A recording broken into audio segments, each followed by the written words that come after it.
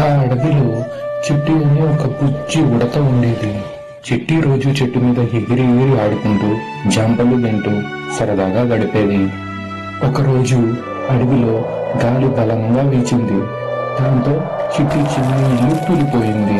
అప్పుడు కూలిన తన ఇంటి వైపే చూస్తూ చిట్టి చాలా బాధపడింది.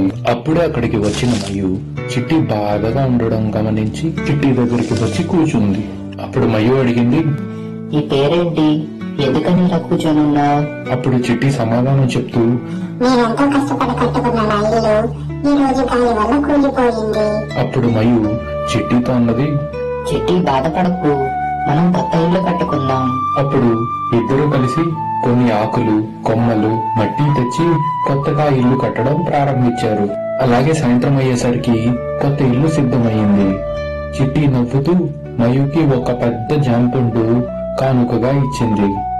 అలాగే సాయంత్రం అవ్వడంతో మయు తిరిగి చిట్టికి బాయ్ చెప్తూ ఇంటికి వెళ్ళింది.